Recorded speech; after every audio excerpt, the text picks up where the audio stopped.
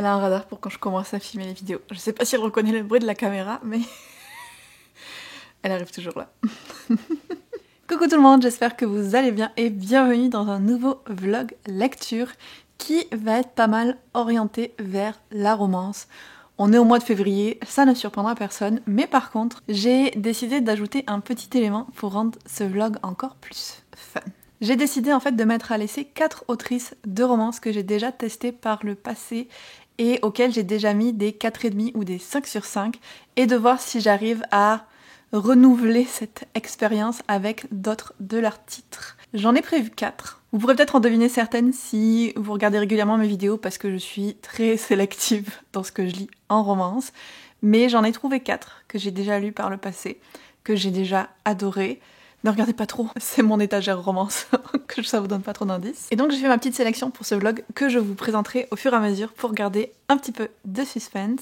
Et donc installez-vous confortablement avec une bonne tasse de thé et c'est parti pour un nouveau vlog lecture. La première autrice que j'ai choisie pour cette petite sélection, pour cette petite expérience scientifique de romance, ça va peut-être vous surprendre, c'est Ruby Dixon. Moi aussi, ça me surprend, parce que vous la connaissez probablement de Ice Planet Barbarian, dont je vous parle régulièrement, vu que je fais des vlogs romances what the fuck, où j'avance petit à petit dans la série. Là, on est sur des romances avec des aliens. J'en étais à mes débuts de la notation quand je l'ai lu, il faudrait que je repasse. Et franchement, après avoir lu énormément de romances avec des monstres et des aliens, et des choses absolument incroyables qui peuvent s'y passer, c'est très soft. C'est presque des lectures cocooning pour moi maintenant, les Ice Planet Barbarian. Mais en fait, c'est pas de cette série que je vais vous parler et c'est pas ce livre-là qui a permis à Ruby Dixon de rentrer un peu dans ce vlog. Parce que les Ice Planet Barbarian, j'aime bien, mais on est autour du 3, 3,5 et c'est fun. Par contre, il y a 2 ans, pour Noël, j'avais lu, et je pense même que j'avais vlogué en Vlogmas, When She's Mary, qui est aussi une romance alien, qui se passe un peu dans le même univers que ça-là, je pense, parce qu'il y a le même type d'aliens dedans, mais ils sont sur une autre planète. Et c'était vraiment une romance de Noël super cute, super mignonne. J'avais adoré, ça avait été ma romance de Noël préférée de cette année-là. Et je pense qu'elle valait le 4,5 sur 5, cette petite romance alien de Noël. Une phrase que je n'aurais jamais cru prononcer dans ma vie, mais qui fait donc que Ruby Dixon s'est qualifiée pour cette vidéo. Et j'ai donc décidé de tester sa toute nouvelle romantaisie, Bull Moon Rising. Donc je trouvais ça intéressant d'aller tester autre chose qu'avec des aliens. Sachant que j'avais aussi essayé très rapidement avant d'abandonner une autre romance, mais je me suis rendu compte que c'était type motard ou mafia ou quelque chose comme ça, et ça c'est pas du tout quelque chose que j'aime. Là le contexte fantasy, je me suis dit que ça me parlerait plus. Je trouvais la couverture sublime, ça avait un petit côté astrologie, je trouvais, mais en fait, pas du tout dans l'histoire. Et on est sur une romance entre une humaine et un Taurian, donc inspiré du mot taureau, ou Taurus, probablement plus en anglais.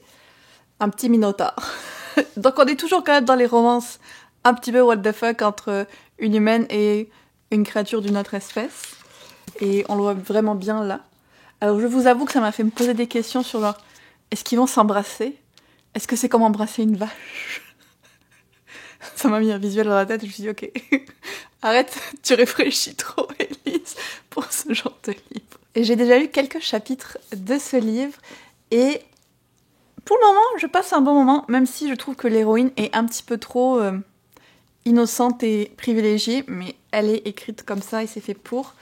Elle s'appelle Aspeth et en fait son père était un espèce de seigneur qui possédait une réserve d'artefacts magiques et c'est un peu ça qui lui donnait ses pouvoirs et son pouvoir en fait plutôt. Et ces artefacts magiques dans cet univers, ce sont des éléments qui se sont trouvés lors de fouilles, un peu comme des fouilles archéologiques qui viennent d'un très ancien temps parce que maintenant la magie personnelle est interdite, donc c'est un peu la seule façon dont les gens ont d'utiliser la magie pour améliorer leur quotidien.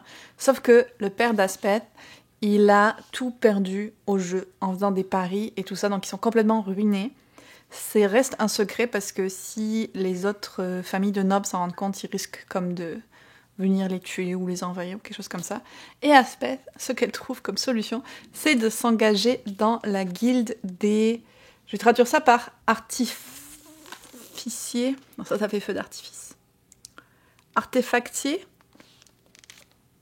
Donc elle décide de s'engager dans la guilde des gens qui vont faire les fouilles pour retrouver les artefacts. Et ça commence avec elle qui arrive dans la ville et tout ça avec sa servante, sa suivante. Elle essaye de se déguiser en femme du peuple et elle va à la guilde pour s'inscrire. Et là on lui dit « Les femmes, c'est interdit, c'est beaucoup trop distrayant, voyons, pour les équipes d'hommes. » Donc là elle est complètement outrée, mais en même temps elle n'a pas trop d'autres solutions, elle sait pas quoi faire.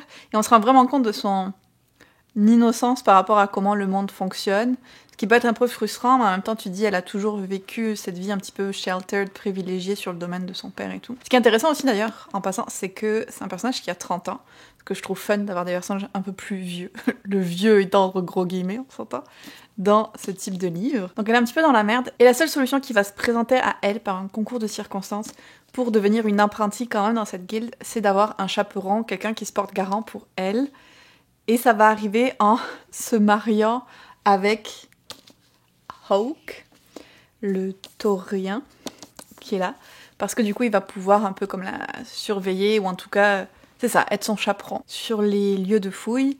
Et puis bien sûr, j'imagine que comme elle est une femme mariée, du coup, elle est plus distrayante. Je ne sais pas. Alors, ils vont faire un espèce de pacte où lui va se porter garant pour elle, et en échange, elle va l'épouser. Mais pourquoi est-ce qu'il est intéressé par le fait d'avoir une épouse? C'est là qu'on part un petit peu dans l'invraisemblable, mais il faut l'accepter. Si on veut apprécier ce livre, il faut accepter le principe de base. C'est que on arrive dans une période qui arrive tous les 5 ans pour les tauriens, où ils vont rentrer en phase de rut pendant 1 mois. C'est comme leur phase de reproduction qui est un peu comme activée par la lune, où ils vont avoir envie de se reproduire. Et le personnage masculin, donc Hawk, était bien embêté parce que il n'avait pas de partenaire avec qui il aurait pu faire ça pendant cette période de rut-là. Donc ça l'arrange au final, même si c'est complètement invraisemblable comme scénario, il se dit « Ok, je vais l'épouser et moi ça me fera quelqu'un avec qui vivre cette période de rut et comme laisser aller toute cette énergie reproductive. » Et elle va pouvoir commencer ses études d'artifactière. C'est là où j'en suis. C'est à peu près ce que dit le résumé du livre aussi. Je crois que le résumé était un peu long, il disait beaucoup de choses. Écoutez, je m'amuse bien pour le moment. J'ai vraiment hâte de lire comment leur relation va évoluer, comment elle va se débrouiller en tant que femme dans ce monde apparemment plus masculin. Ça a l'air plutôt fun. L'univers est quand même assez intéressant. On nous parle beaucoup de magie, on en a vu très peu pour le moment. Donc je sais pas si on en verra plus. Et puis voilà, je sais que c'est Ruby Dixon, donc il va y avoir des scènes spicy, c'est certain. Je me demande par contre à quel point, si ça va être beaucoup plus what the fuck que dans les Ice Planet Barbarian, qui sont au final quand même relativement soft. Est-ce qu'il va y avoir des petites particularités physiques dont elle nous a pas encore parlé, les tauriens, à part le fait que bien sûr il est vraiment grand. On va voir tout ça. Je suis bien curieuse. Et je suis toujours fan des tropes de mariage arrangé où les gens finissent par tomber amoureux. Donc, un début qui part bien.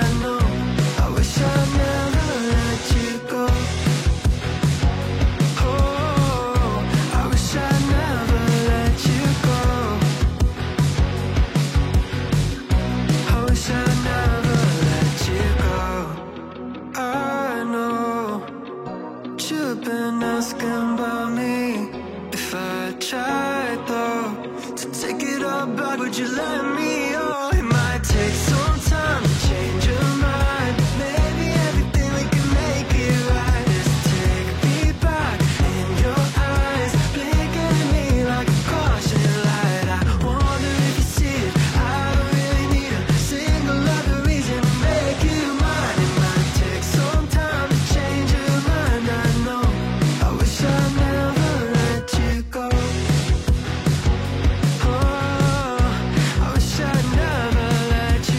Petit update pour ma lecture de Bull Moon Rising, j'en suis déjà à la moitié. Mon marque-page est une allumette utilisée. Tout va bien. Et c'est sympa. C'est un peu cringe et ça me fait un peu rouler les yeux des fois, certains trucs qui sont vraiment clichés, mais je passe vraiment un bon moment, les personnages me font bien rire. J'ai oublié son nom. Aspect est vraiment un apprentissage de qu'est-ce que c'est la vraie vie. D'un côté, sa personnalité est attachante parce qu'elle est quand même très motivée et déterminée, mais de l'autre, elle est aussi complètement irréaliste sur les choses de la vie. Et Hawk est un personnage masculin comme on les aime dans ce genre de livre, je vais le dire. Ça, de cette façon-là. Et on n'a pas eu de scène full spicy pour le moment, genre they do everything. Mais on a quand même eu des petites choses qui sont passées. La tension monte tranquillement. Là, je viens de terminer sur une scène d'orgie dans la rue à laquelle ils assistent. Voilà, pour vous donner une idée de la vibe. Et justement, j'étais pas la seule à me poser la question sur est-ce que ils peuvent embrasser avec leur tête de taureau. La réponse est non. La réponse est ils n'embrassent pas. Par contre, ils font d'autres choses avec leur grande langue de vache. Donc voilà, ils la mettent à un autre usage. Hawk l'a vraiment mis à un autre usage. Donc on a un peu le rapprochement physique et plus émotionnel des deux personnages. En même temps, Aspeth continue son entraînement pour devenir artefactière. Je sais toujours pas comment trouver le bon mot pour ça. Donc on voit un peu leur... c'est ça, leur pratique, notamment physique, parce qu'elle elle avait jamais trop fait d'activité physique. Comme ils disent, elle était toujours dans les livres. Ce qui me fait de la peine pour elle, c'est que pour aider à ce qu'elle soit pas reconnue, elle porte pas de lunettes. D'habitude, elle a des lunettes. Et du coup, elle voit rien. Et elle plisse toujours des yeux. Et elle est vraiment handicapée par ça. Et ça me fait trop de la peine parce que je peux vraiment imaginer comme ce serait horrible de pas avoir de lunettes quand tu vois pas. Je sympathise beaucoup. Au-delà de ça, il y a quelques enjeux qui sont venus s'ajouter à l'histoire, des petits éléments plus par rapport à l'intrigue, donc qui viennent, c'est ça, rajouter de la tension et où t'as vraiment envie de savoir comment ça va se finir les trucs. Ils sont pas encore allés dans les tunnels où toutes les fouilles se font, parce que oui, en plus c'est pas à ciel ouvert, c'est dans des tunnels avec des rats et des araignées et tout ça, genre super nice.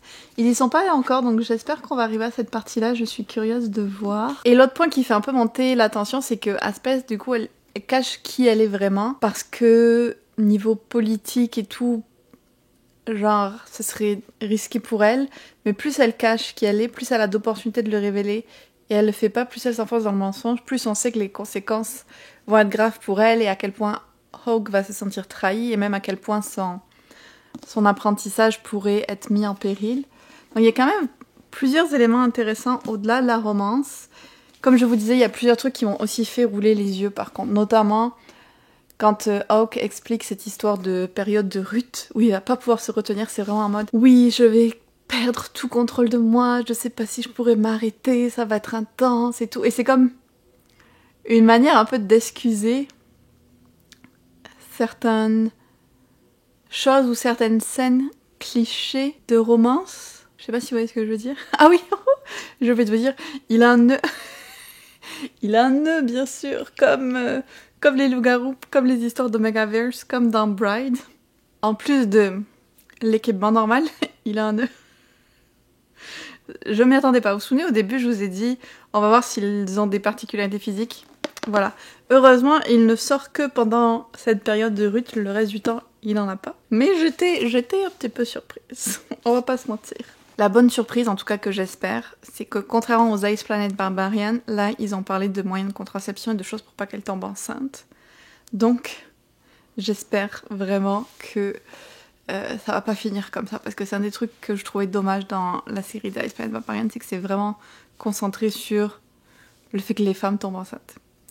Donc là, j'espère que ça va être différent. Ce serait un point en plus pour le livre. Je pense pas qu'on va aller vers du 5 étoiles ou même du 4,5, mais je passe vraiment un bon moment. Donc écoutez, des fois c'est tout ce qu'il faut. Puis surtout avec les petites romances comme ça, moi tant qu'il y a du consentement déjà, je suis contente. Et là, il y en a. On verra qu'est-ce qui va se passer quand il va être dans sa période de rut. Hein. Après, ça c'est une autre histoire. Je vais faire une petite pause dans ma lecture. Et j'avais pas prévu de faire ça, mais le facteur a sonné 2 fois aujourd'hui. Et il m'a laissé plein de colis. Donc, écoutez, je vais les ouvrir avec vous. On a quand même tout ça. Je vous dis, c'était vraiment pas prévu. Et je sais pas ce qu'il y a dans la majorité d'entre eux. Le premier, ça vient de Doki Doki. Attendez, je bouge un peu ça. Hop. Là, je préfère. Donc...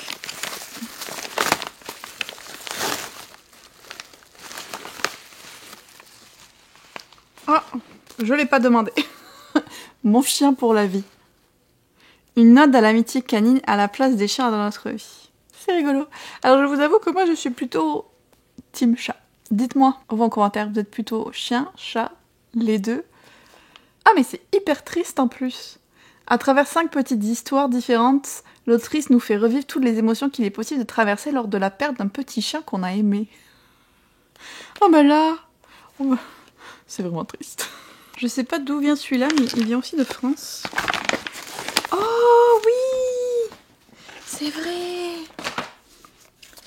C'est Le vent dans les sols, une nouvelle édition refaite par Flammarion, et c'est un classique qui m'intriguait beaucoup.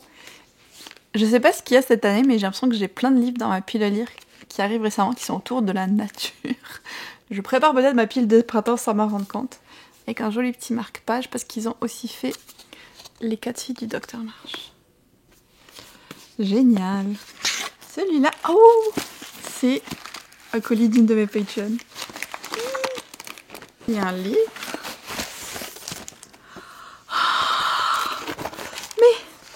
Mais, il y a plein de choses là-dedans. Ouh, le pauvre Ferrero Rocher. C'est pas grave, ce sera bon quand même. Oh, regardez. Oui, Witch. Oh, merci beaucoup, Opal. Oh, merci. Oh. Attendez. Ouh. J'ai tout fait tomber. Je pense que le pauvre colis s'est fait un peu aplatir dans les transports. Oh, j'adore les Ferrero Rocher. On a une petite lettre que je lirai plus tard. Et plein de stickers. Ils sont trop beaux. Attendez, je vous les montre. Ah, la nature, toujours. Ils sont super beaux, j'adore. Ceux-là, ils sont vraiment magnifiques. Et c'est de là. Waouh! Merci beaucoup. Et j'ai trop hâte de lire ta lettre. Merci, merci, merci. Et je vais me manger un petit Ferrero Rocher. Mais après, parce que sinon je vais en avoir plein dans les dents. Et celui-là, je sais pas du tout ce que c'est non plus. C'est aussi des livres que je n'ai pas demandé.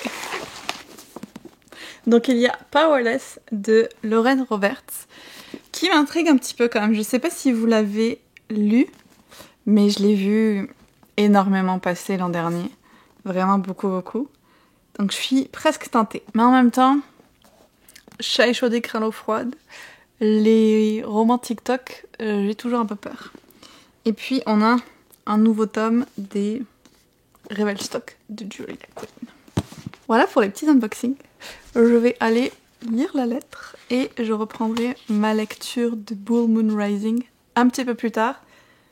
Je pense que même si on a fait des scènes full spicy pour le moment, une fois qu'on va avoir commencé, ça va y aller. Parce qu'avec tout ce qu'elle nous a teasé, tout ce qu'il a expliqué qu'il allait lui faire, ça va faire mal.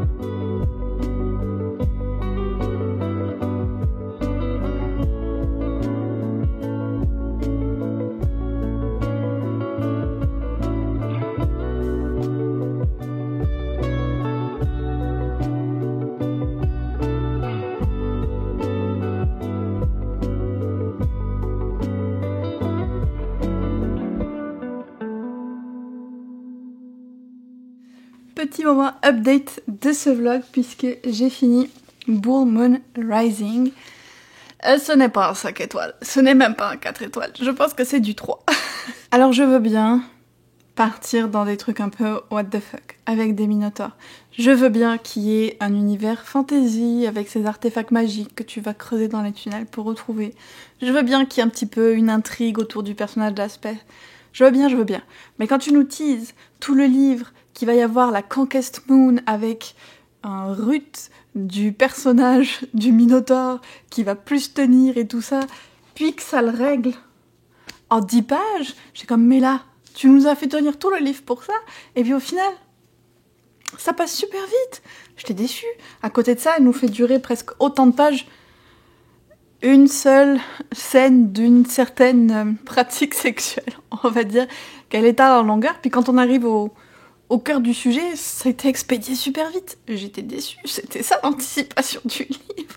C'est pas le livre que tu lis pour l'intrigue particulièrement, tu le lis pour la relation entre les deux, puis bon, un petit peu pour les scènes spicy, quoi. Et puis là, j'étais comme, bon, bah, c'est ça qui est ça, apparemment. Alors on a quand même évité certains écueils que j'avais peur qu'on retrouve et qui sont un peu souvent des clichés classiques du genre qui me saoulent. Donc on en a évité certains, notamment, elle est pas enceinte à la fin du livre. Comme ça change pour un Ruby Dixon, j'étais contente de ça. Le côté, l'excuse pour le taureau de perdre tout le contrôle et du coup de fournir ce genre de scène spicy vraiment brutale entre guillemets. Je trouvais que c'était un petit peu gros pour aller un peu fournir cet aspect des scènes, encore une fois un peu classiques de scène spicy. Le fait de dire ah oui il va être sous l'influence de la lune dont il se contrôlera plus. J'étais moyen fan. Surtout pour qu'au final ce soit ça le résultat qu'on ait dans ce livre-là. Vraiment déçue. Donc d'un côté, je suis contente qu'on ait évité certains des trucs que j'aime vraiment pas retrouver. De l'autre, il y en avait plein d'autres clichés qui étaient très présents, mais tu te dis, bah, il faut les accepter. Mais voilà, il y avait quand même ce manque de plus de what the fuck. Et là, il y avait quand même toute l'histoire du nœud et tout ça. Là. Ça, c'était pas une surprise, on s'y attendait. Mais j'ai déjà lu d'autres romances où il y avait beaucoup plus de trucs autour de ça et où les scènes spicy étaient beaucoup plus développées et tout. Donc à ce niveau-là, j'ai été un petit peu déçue quand même. Bon, il y avait quand même la présence de l'intrigue et tout, de l'aspect politique, parce qu'on est quand même sur une romantasy, donc l'aspect fantasy était bien présent. Il y avait certains éléments intéressants, mais je peux pas dire non plus que c'était extraordinaire ou quoi que ce soit. J'ai aimé les relations avec les autres personnages de l'équipe de Aspect. Ça, c'était vraiment cool. Mais voilà, au final, j'ai passé un bon moment, mais ça avait rien d'exceptionnel non plus. Donc, petite déception. Faut pas se fier aux couvertures des livres. Des fois, ça fait du bien d'avoir des rappels là-dessus, même si d'ici à mes prochains craquages, je vais sûrement l'avoir oublié, cette règle. Ce qui veut donc dire que Ruby Dixon a échoué au test. Malheureusement. Mais avant de passer au prochain livre, à la prochaine autrice qui va se retrouver sur la sellette, je voulais vous parler de la Bay Basket. Si vous vous en souvenez, dans ma vidéo Reset de février, j'avais dit que je voulais faire cette espèce de petit panier pour prendre soin de soi. C'était quelque chose que j'avais vu pour la première fois, plus ou moins en rapport avec les règles au début. Ensuite, j'avais vu le Boo Basket cet automne, donc autour de la saison automnale. Et là, moi, pour février, je m'étais dit, je vais me faire un Bay Basket. Alors bien sûr, j'ai pensé à ce nom toute seule, mais clairement, j'ai pas inventé la roue, et c'est un nom que tout le monde utilise aussi, parce que c'est le nom le plus évident. Mais le concept, c'était de faire un panier cocooning, bien-être. Alors c'est sûr que si vous regardez sur les réseaux, vous allez voir des trucs vraiment énormes ou très coûteux et tout ça. Moi, c'était pas mon but. Mon but, c'était vraiment de créer un petit panier cocooning. Et j'ai donc pu faire ça au fil des derniers jours, comme vous l'aurez vu dans les clips. Et je vais vous présenter le panier fini. Je suis vraiment contente du résultat. Ouais. Honnêtement, j'aime beaucoup mon petit panier. Et c'est ça que je voulais. Je voulais juste avoir un petit truc qui me rendrait heureuse. Comme ça. Donc qu'est-ce que j'ai mis dans ce panier? Bon, déjà le panier, c'en est un que j'avais chez nous, que j'ai récupéré.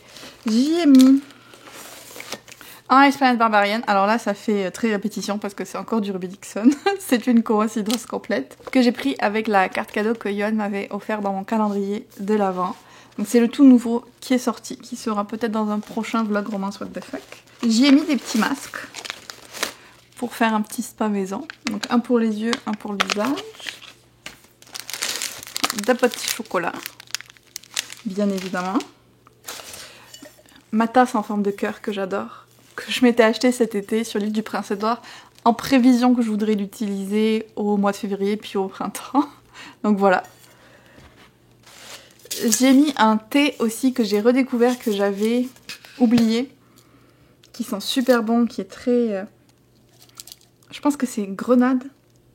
C'est un thé blanc, assez léger, donc je trouvais que ça allait bien aussi avec la vibe du panier. Et puis, je me suis pris des petites chaussettes en forme de cœur. Ça fait jamais de mal d'avoir des chaussettes, on n'a jamais trop de chaussettes. Donc voilà, un petit panier très simple qui est fait à moitié avec des choses que j'ai achetées, mais aussi avec des choses que j'avais déjà. Et l'idée, c'était vraiment de le regrouper pour avoir tout ce qu'il faut pour m'offrir un moment hyper cocooning et self-care. Donc je suis vraiment contente d'avoir fait ça, c'était un petit exercice très fun. Peut-être que je le referai à d'autres occasions, genre pour mon anniversaire, pour l'automne, je verrai ça. Et je vais maintenant pouvoir enchaîner avec la deuxième autrice qui va être testée dans ce vlog. J'ai quand même assez confiance en elle, puisque c'est Olivia Dade, et c'est une autrice que j'ai déjà adorée dans Spoiler Alert, qui reste ma romance préférée des dernières années. Puis je l'ai beaucoup aimée aussi dans les livres qui suivaient dans cette série, donc All the Feels et Shipwrecked. Je pense que le premier et le troisième, je leur ai mis 5 sur 5 et All the Feels 4,5 sur 5. Ça a vraiment été des super bonnes lectures. Et on pourrait se dire peut-être que c'était juste cette série-là, mais je l'ai aussi beaucoup aimé dans sa nouvelle série, dont j'ai lu le premier tome At First Sight l'an dernier, et je pense que j'ai aussi mis 4,5 sur 5. Donc en fait, vous devez vous poser la question, pourquoi est-ce que tu as mis cette autrice dans ce vlog? Ça a l'air très clair, tu l'as testé plusieurs fois, qu'avec elle ça marche à tous les coups. Écoutez, c'est qu'en fait je voulais surtout une excuse pour lire un autre livre d'elle que j'ai dans ma pile à lire, qui est Teach Me.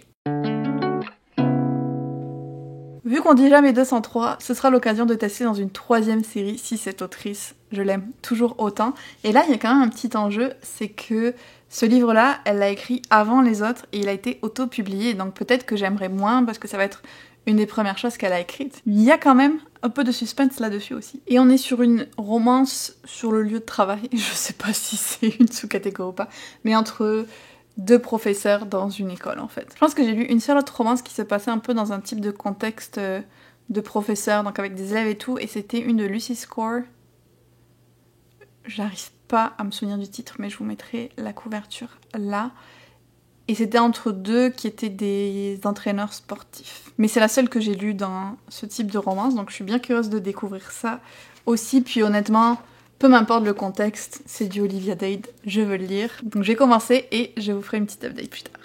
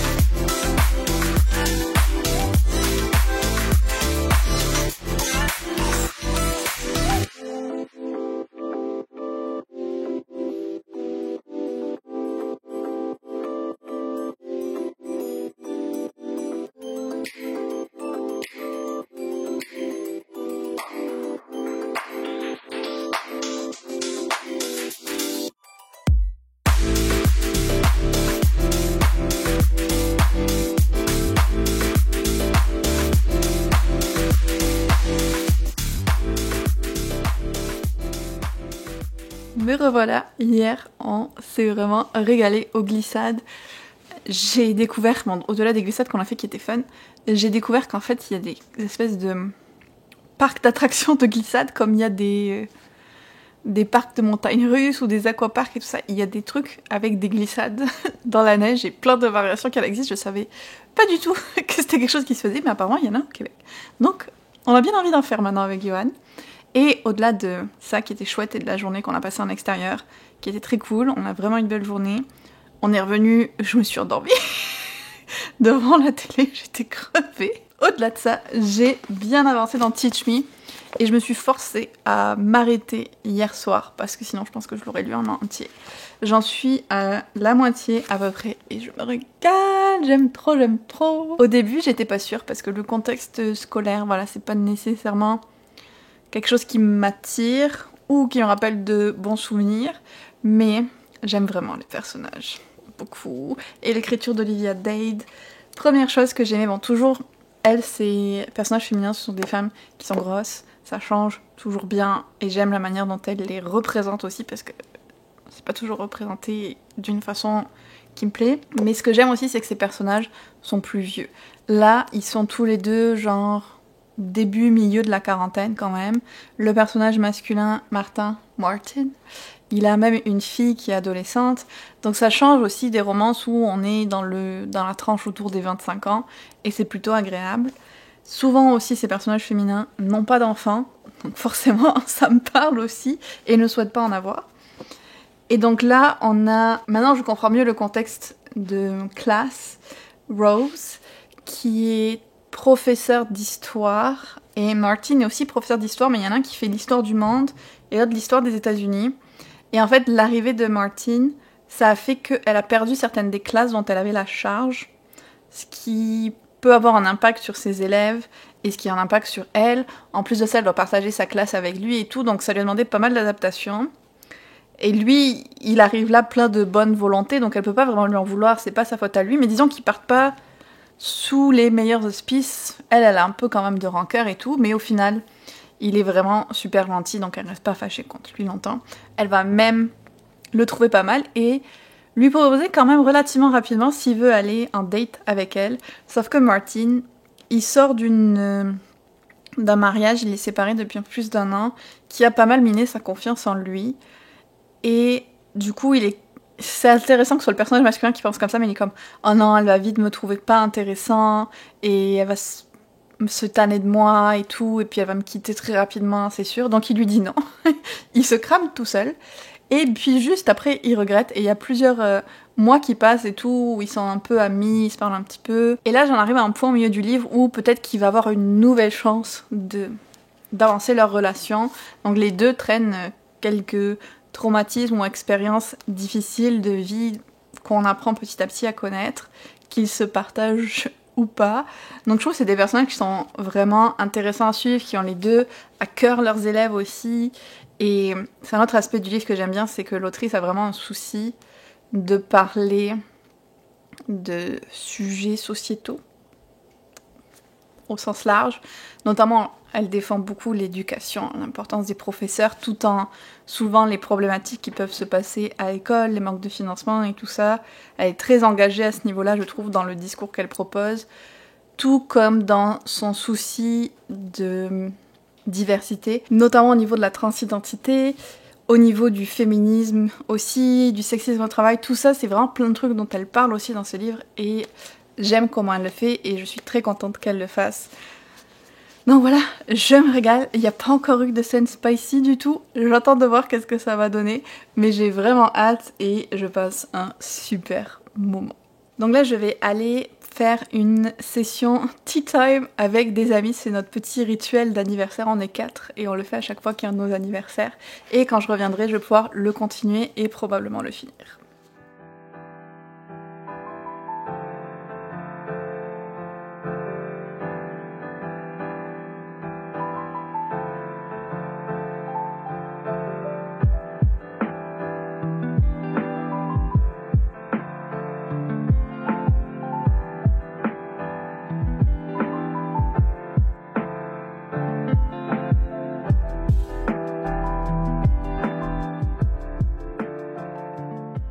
Pour une fois que les choses se passent comme prévu, hier soir, j'ai terminé Teach Me de Olivia Dade et je me suis régalée, j'ai adoré.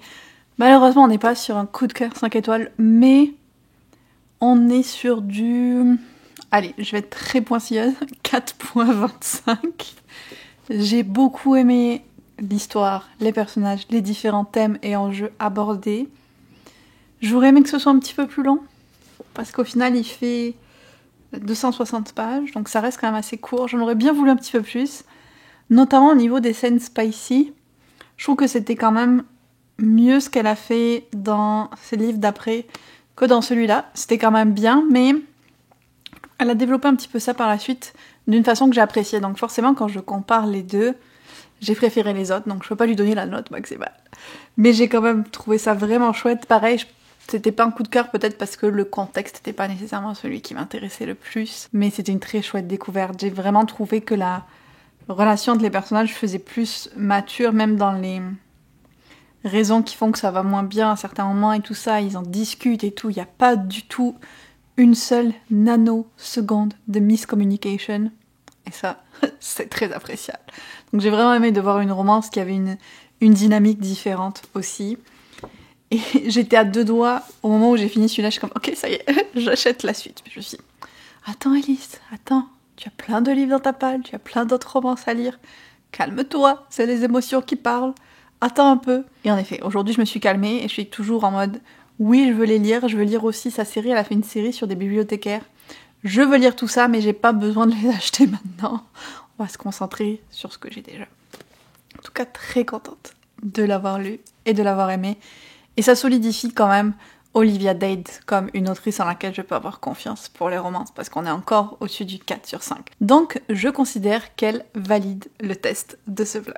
Avant de vous parler de ma prochaine lecture, je voulais faire un petit point sur la partie self-care de février, donc pour mon challenge 21 Days of Self-Care, que je fais sur mon Patreon, donc 21 jours avec 21 actions pour prendre soin de soi. Il y a une des activités que j'avais mis en place, qui est une de celles que j'avais le plus hâte de faire, qui est un échange de lettres, donc comme des cartes de la Saint-Valentin. Et donc là, cet après-midi, je vais écrire la mienne. Je me suis trouvé une petite carte vintage que je trouve vraiment belle, que je vais pouvoir envoyer. Donc je vais me mettre là-dessus avant de me pencher sur ma prochaine lecture. Et il y avait une autre des activités qui était d'aller au spa ou de se faire un petit moment spa maison. Et nous, on va y aller ce soir. Et je me suis pris un massage.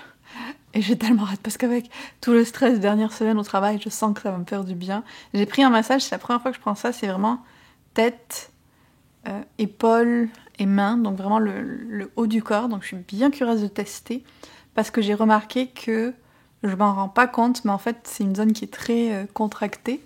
Je m'en rends compte les lendemains quand j'ai mal partout. Donc je me suis dit que ce serait pas mal de faire ça. Puis il fait un beau soleil, il fait -8, ça fait un petit peu froid. Mais ça va quand même bien aller, on va pouvoir profiter, on va partir dans quelques heures. Et j'ai trop hâte et j'espère que ça va bien m'aider à me relaxer avant de reprendre la semaine de travail. Je suis vraiment contente de faire ce petit challenge et de voir que ça inspire aussi les capaces. C'est sûr que c'est pas toujours évident de le faire chaque jour, donc on peut toujours l'adapter à notre réalité. Mais je me dis que c'est important d'au moins avoir la conscience et comme de penser consciemment qu'on veut prendre soin de soi. Je suis pas sûre si vous voyez ce que je veux dire. J'espère. Et donc, je vais pouvoir passer à ma prochaine lecture et à la prochaine autrice qui va être testée. Je pense que ça, ce sera pas une surprise. Et je pense aussi que c'est celle que j'attendais le plus de faire pendant ce vlog. Il s'agit bien sûr de Ali Hazelwood. J'ai lu tous ses livres. Ali Hazelwood, même Checkmate, qui est le seul que j'ai vraiment pas aimé du tout. Et j'ai eu 2 coups de cœur avec elle. Le premier, c'était Love on the Brain, que j'avais un petit peu annoté. J'avais beaucoup trop aimé. J'adore revoir mes annotations parce que ça rappelle toujours plein de souvenirs. Et puis le deuxième, ça va pas être une surprise, je vous ai tellement bassiné avec. Il s'agit bien sûr de Bride, qui est mon coup de cœur absolu chez elle, que j'ai vraiment beaucoup aimé, qui faisait partie de mon top lecture de 2024 même. Donc elle a quand même un beau track record. Vraiment, elle a des grandes chances de succès avec le livre que je vais lire pour ce vlog. Je pense que vous aurez deviné lequel c'est. Il s'agit bien sûr de Deep End, qui est sa toute nouvelle sortie. Qui devait s'appeler Wet à la base. Elle n'a pas honte. Ali Hazelwood n'a pas honte. Et donc, celui-là, c'est une romance entre 2 athlètes dans le milieu de la natation. Alors, ils font des activités différentes, mais les 2 sont dans le milieu de la natation, comme on peut le voir avec la piscine, les petites gouttes. Très chouette. Et il est quand même assez gros, hein. Il fait plus de 400 pages. Ça, pour le coup, c'est long pour une romance. J'en sais pas beaucoup plus sur cette romance, à part que ça va être steamy, bien sûr, puis que ça se passe au college.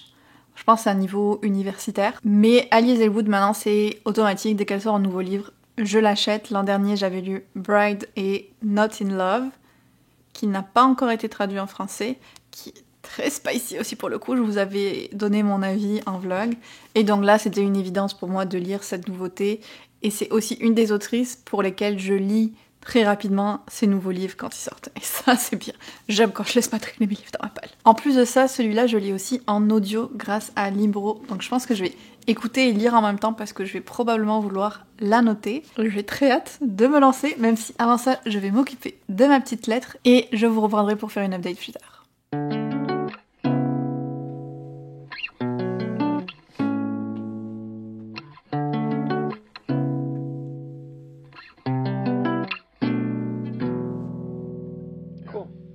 Some of those will be nice.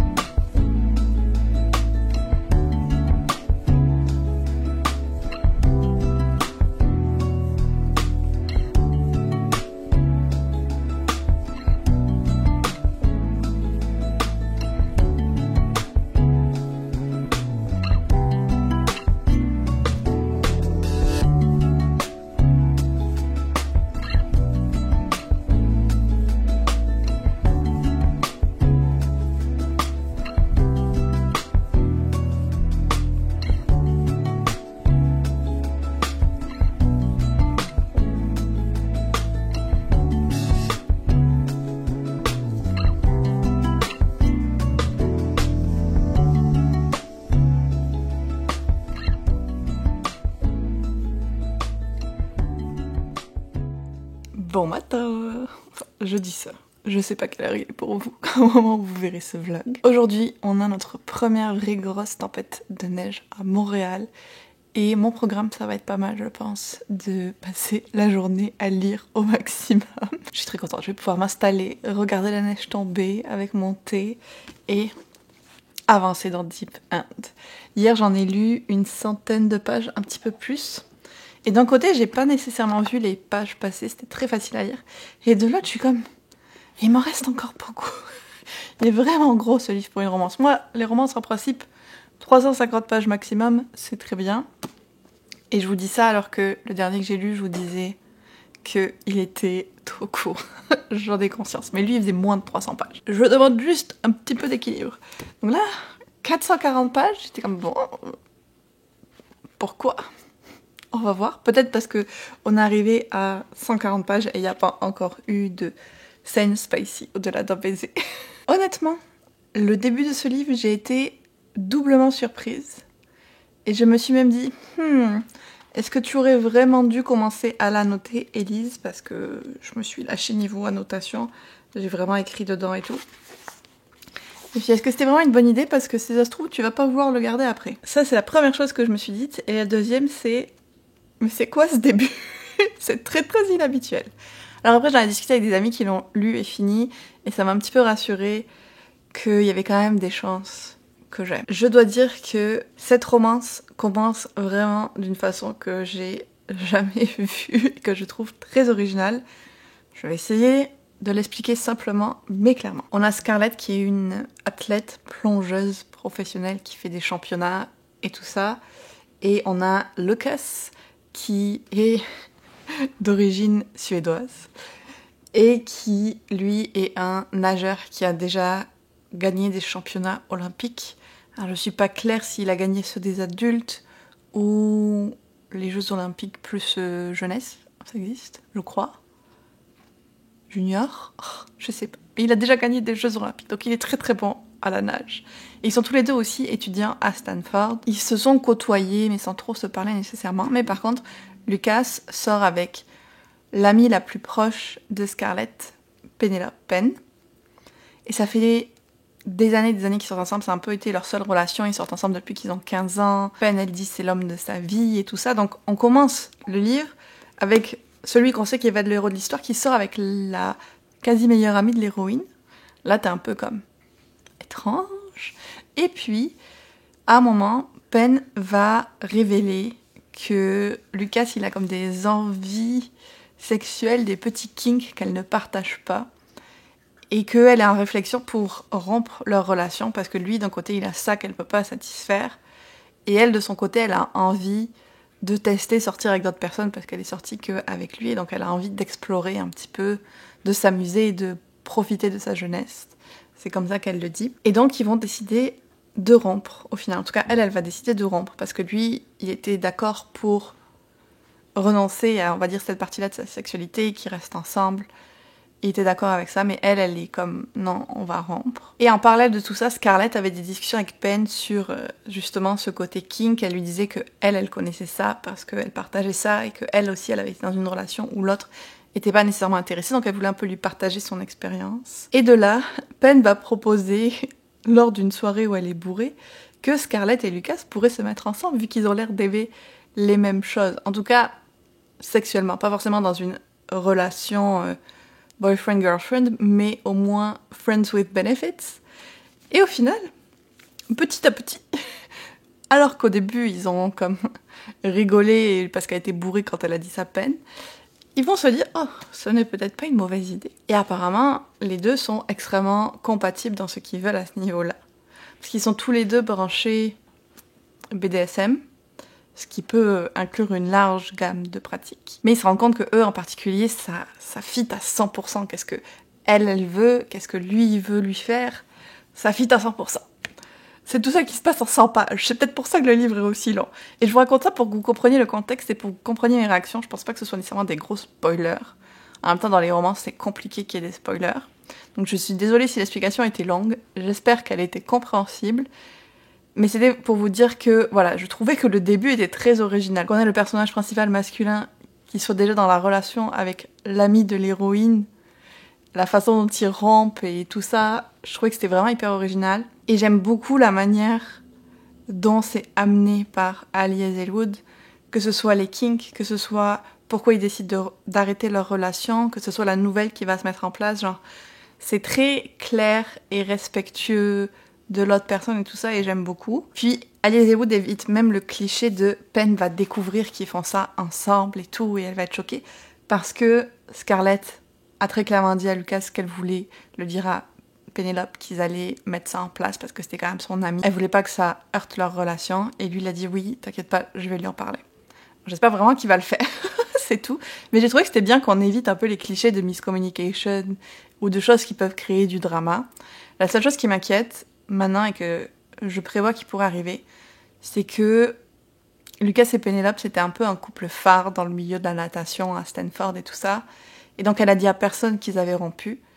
Et je pense qu'à un moment, les gens vont voir que Scarlett et Lucas se sont rapprochés physiquement au minimum. Et ça va faire des embrouilles pour Scarlett. Parce que les gens ne savent pas que Lucas et Penelope ont rompu. Donc j'ai peur que ça, ce soit un problème qui arrive. Et donc moi, quand j'ai vu tout ça et que ça allait être très branché, dominé, soumis et tout ça du BDSM, j'ai comme c'est pas trop le genre de kink que j'aime lire dans les romances. C'était pas trop ce qui me branche comme lecture spicy. j'ai peur, parce qu'il y a vraiment des choses où je suis comme, j'aime vraiment pas lire ça. Il y en a d'autres, je suis comme neutre de lire ça, mais il y en a, ça me cringe vraiment de le lire. Alors là, j'ai vraiment peur. Mais mon amie qui m'a dit qu'elle non plus, elle connaissait pas du tout, elle avait jamais lu ce type de romance-là, elle a quand même beaucoup aimé à cause du contexte et tout. Donc j'ai peur, mais je garde espoir. Et là, tout ça que je vous parle depuis beaucoup trop longtemps, c'est la partie romance, parce qu'on a aussi la partie développement personnel des personnages, on va dire, notamment pour Scarlett, puisqu'on suit son point de vue. On sait qu'elle a vécu une relation abusive avec son père, qui l'a quand même pas mal marqué dans ses rapports avec les hommes. Elle a fait de la thérapie, we like that. Et là, elle a vécu une autre chose qui était très difficile, c'est qu'elle a eu un accident de plongeon qui l'a fait être mise sur le banc pendant 1 an, et qui fait qu'elle n'arrive plus à plonger comme avant. Il y a une certaine forme de plongeon. Je ne suis pas une professionnelle et j'ai un peu du mal à comprendre les termes. En anglais encore plus. Mais il y a un type de plongeon qu'elle n'arrive plus à faire. Et donc elle voit une thérapeute pour essayer de passer au-delà de ce traumatisme-là. Donc on a un petit bout sur les sessions aussi de thérapie qu'elle fait. Et ça, je trouve que c'est hyper intéressant. Et ça explique probablement aussi pourquoi le livre est plus long. Et je trouve ça bien que Alice Elwood ait enrichi sa romance quand même en mettant un peu de l'os autour des personnages, de qui ils sont, de comment ils sont. On a aussi tout le contexte universitaire et un peu biologie médicale. On retrouve des personnages de The Love Hypothesis, donc ça c'était fun. Il y a vraiment plein de petits éléments autour de la romance, les autres relations aussi que Scarlett a, les relations d'amitié, que je trouve qui sont super chouettes. Mais vraiment le côté BDSM, kink qui va être exploré, j'ai un petit peu peur. On va voir ça. Après, je sais que Alice Elwood, j'ai confiance pour que ce soit bien fait, qu'il y ait du consentement et tout ça et tout ça. C'est juste que c'est pas des choses que j'aime lire. Mais ce que je peux vous dire, c'est que au-delà de cet aspect-là, j'aime vraiment beaucoup les personnages et comme c'était hyper original comme début de romance en fait et comment ça va finir. J'ai hâte de voir. Bon là, j'ai qu'une envie, c'est de continuer, de voir comment tout ça va se passer et je vais essayer d'en lire un maximum aujourd'hui. A few moments later. Oh my god. Clairement, c'est encore plus spicy que Not in Love. La dernière fois que je vous ai dit, on n'a pas encore eu de scène et tout. Eh bien, depuis, on en a eu plusieurs. C'est quelque chose qui se passe dans ce livre. C'est quelque chose. Je crois que j'ai dépassé la moitié. Faut que je processe.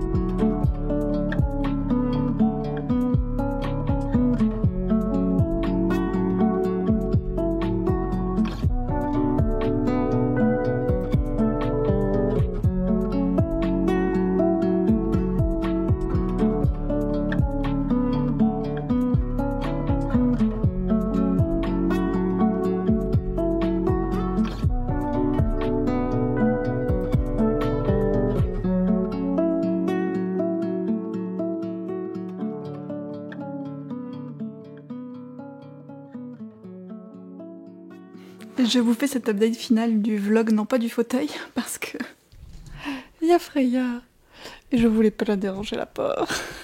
Donc je me suis mise là, même si la lumière est un peu moins bien, pour finaliser ce vlog avec vous. Je sais que à la base j'avais dit que je ferais 4 tests de romance, mais au final le temps a passé vite.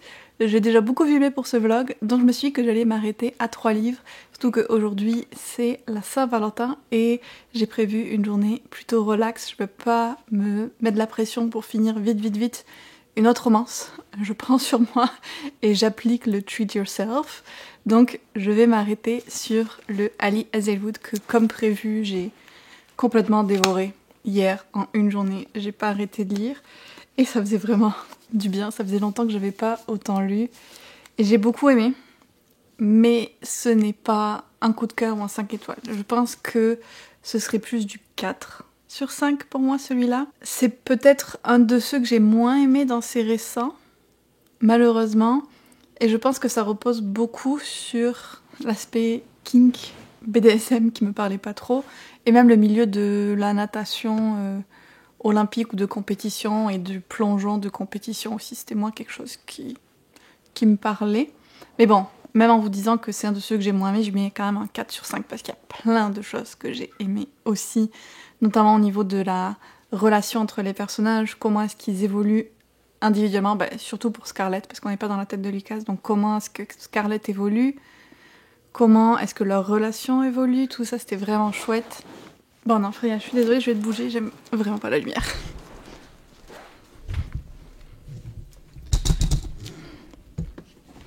Je sais, je suis la pire des mamans chats, je sais. Tu peux rester par là, Freya. Je me sens mal, mais je préfère ça ici. Donc, je disais que j'ai aimé la romance, ce qu'il y avait autour de la romance au niveau des personnages, des dynamiques. C'était très très spicy, vraiment. Au final, je pense que c'est lui le plus spicy qu'elle ait écrit de tous. Peut-être à cause de comment ces scènes-là étaient abordées dans le livre, mais en tout cas, il y en avait beaucoup.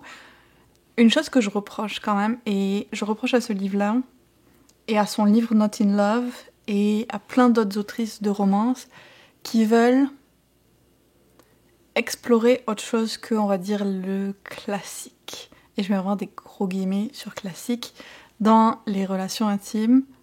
Par exemple, là, au début, on a toute ce développement autour de tous les deux, ils aiment tout ce qui est BDSM, elle est plus en mode soumise et lui dominant et tout ça. Ils ont fait leur petite liste de qu'est-ce qu'ils veulent, donc ça parle vraiment beaucoup de ça au début. Puis après, j'avais l'impression que ça disparaissait quand même beaucoup pour qu'on retrouve des scènes assez classiques, spicy, où il n'y avait plus tant de cet aspect-là qui était présent, que je trouvais beaucoup moins présent. Et ça avait fait un peu pareil avec Not in Love, où au début, elle nous disait vraiment ce que son personnage féminin aimait et n'aimait pas, et ça venait comme influencer un peu les scènes spicy, et puis ça prenait vraiment l'arrière-plan pour la suite et on retrouvait un schéma classique. Et je pense que j'en avais déjà parlé quand j'avais filmé mon avis en vlog de Not in Love, et donc là c'est quelque chose que j'ai retrouvé aussi, c'est que tu mets un truc en place pour être un peu différent, mais au final ça ne dure pas. Et j'aurais aimé que ce soit un peu plus développé, parce qu'au final... Mais d'un côté... C'est compliqué. Parce que d'un côté, je suis contente qu'elle n'ait pas plus développé, parce que c'est pas quelque chose que j'aime en particulier. Mais quitte à aller dans cette voie-là, j'aimerais que ce soit fait plus comme en profondeur, no pun intended, et que ce soit vraiment plus clair. Parce que oui, au début, on nous dit que... elle aime recevoir des ordres, que ça lui calme le cerveau, que ça empêche de réfléchir. Je trouvais que tout l'exercice mental et le pourquoi est-ce qu'on peut aimer ce genre de choses-là, tout ça c'était super bien. Tu sais, le paradoxe qu'on peut ressentir en tant que t'es féministe et en même temps quand tu es dans ce type de contexte, t'es vraiment en mode tu fais ce qu'on te dit, comment est-ce que tu maries les deux. Toutes ces réflexions-là, je trouvais que c'était hyper intéressant, hyper bien fait. Mais sur le concret du concret, sur vraiment les scènes spicy en elles-mêmes, à part qu'au début, il lui donnait des ordres, à part la scène où il y a une fessée, oh my god. Le truc qui me fait le plus cringer du monde. Je ne peux pas. Ah, niveau de malaise, 3 milliards. Vraiment. Tout le reste, je peux, je pense. Même si j'apprécie pas tellement, mais là... Mais je savais que ça s'en venait parce que c'est comme classique, ça aussi. Dès qu'il y a un petit kink, ça ressort. Et puis c'est vraiment mon avis personnel. Je ne juge personne si c'est quelque chose que vous aimez vous. On n'est pas là pour faire du kink shaming, je parle vraiment de moi personnellement, qu'est-ce que j'aime lire, qu'est-ce que j'aime pas lire dans ce genre de livre-là. Et bref, pour en revenir à ça, je trouve que c'est dommage que, quitte à nous dire que ces deux personnages aiment vraiment ça, pourquoi est-ce que t'es vraiment pas plus allé là-dedans, au lieu de juste survoler les faits. On a beaucoup la réflexion derrière, mais dans les faits, dans les actions, je trouvais qu'il y avait pas... ça suivait pas. J'ai l'impression que j'essaie d'expliquer vraiment très fort quelque chose qui au final n'est peut-être pas si important que ça, mais c'est pour moi, dans la structure d'une histoire, d'une intrigue, il faut que les choses se suivent et que si tu amènes un truc, tu l'amènes jusqu'au bout.